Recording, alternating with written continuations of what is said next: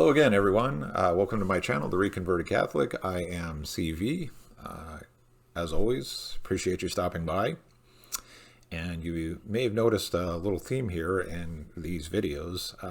Well, the videos in this series I just recently created, Dialoguing with Doubters.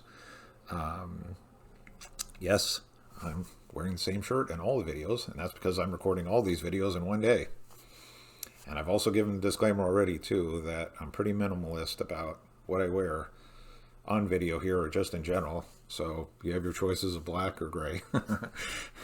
Or maybe I'll shake it up here sometime soon. Just really blow everybody away with, I don't know, maybe lime green or something. We'll see.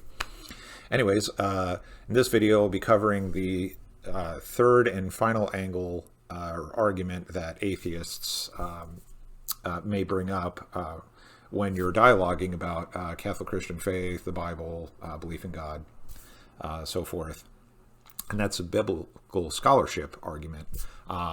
The prior two videos covered the other two angles, respectively, the moral argument and then also the scientific argument. In this one, again, we're focusing on the biblical scholarship argument. Also, as with the other videos, I've included links to resources that explore this argument in more detail.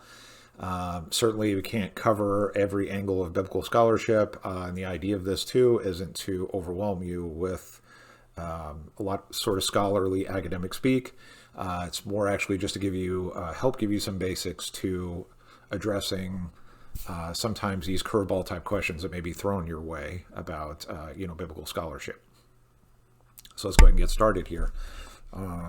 So if the words biblical scholarship cause your knees to shake a little at first, then you are not alone. It may even conjure up images of distinguished looking spectacle wearing professors who live up in an ivory tower where only other Bible scholars are allowed to tread, as they flip through old dusty textbooks and feverishly type on their laptops around candlelight, all while flexing their intellectual muscles in front of everyone or in front of each other. No, Bible scholarship does not need to be just another highbrow venture for people who look and speak the part.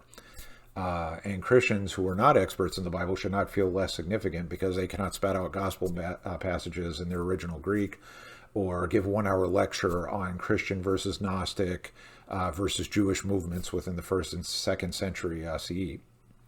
Just as you are not expected to be a mechanic because you drive a car, you do not have to be a Bible genius to understand basic arguments about theology.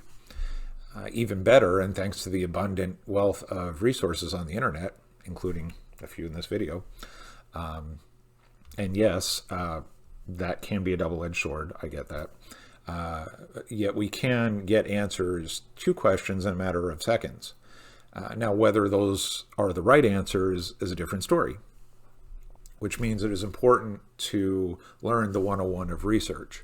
That is, check multiple sources, compare them with each other, test all sides to an argument, and draw your conclusions from well-vetted, credible information. That includes testing all the links I provided in this video as well. As you will see, many of the sources in this video and my other videos are, from fellow Catholic Christians, though I have also added Bart Ehrman, a Bible scholar, as a resource on a few topics. If you watched anything even remotely related to biblical scholarship, you have most likely seen the name Bart Ehrman somewhere along the way. And though some scholars disagree with Ehrman on certain subjects, scholars are no strangers to debates, Ehrman is quite impartial overall, and he is agnostic.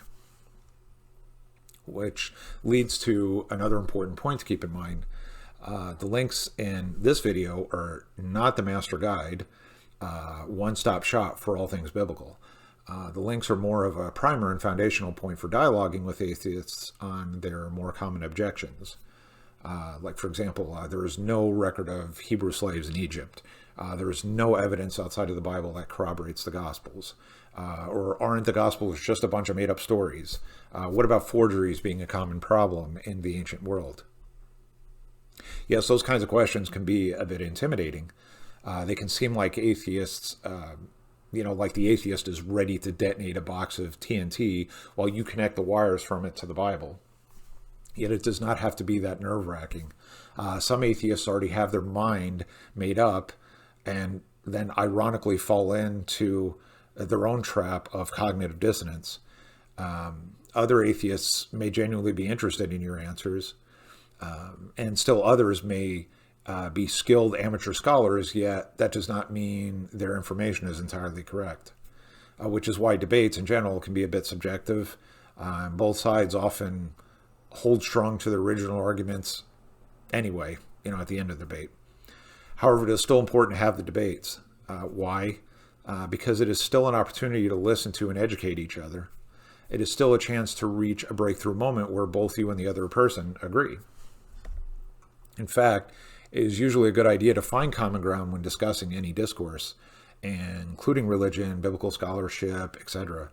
After all, if you and your atheist friend can agree on some key points, it can help with exploring where you disagree.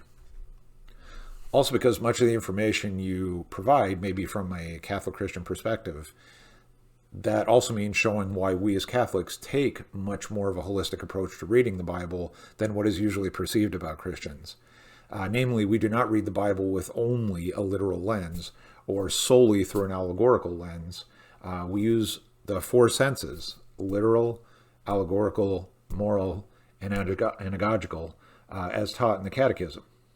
And that right there is critical. Why? Because many atheist objections to Scripture are based on purely literal interpretations, or on conversations with various Protestant denominations. Side note, once again, not meant to be a cheap shot at Protestant, but if you delve deep into atheist arguments, they are often a knee-jerk reaction to Protestant interpretations of the Bible. So I hope this information is a strong starting point for dialoguing with atheists. Again, the links below will go into more detail. I address some of the questions I mentioned earlier in this video. For example, about the Hebrew slaves, or slaves, were there Hebrew slaves in Egypt? Isn't it true that there's no external evidence that corroborates the Gospels, that Christ was the Messiah? Forgeries, talking about forgeries in the ancient world, Bible translations, and even how to, for example, there's a method called historical critical method, really understanding that and, in reading and discerning the Bible. And then finally, also a short primer on the four senses in Scripture. So again, you can use these as resources to share with your atheist friends, and dialogue from there. Again, I hope this helped. Please, if you can, like, subscribe to this channel. Much appreciated. Leave comments. I like feedback. Or you're welcome to message me directly at trcatholic. It's Tango Romeo Catholic, trcatholic@gmail.com. And look forward to seeing you in future videos here coming up. Again, the next part in this series, Dialoguing with Doubters, will cover dialoguing with spiritual but not religious and agnostic folks. And see you again soon. Take care.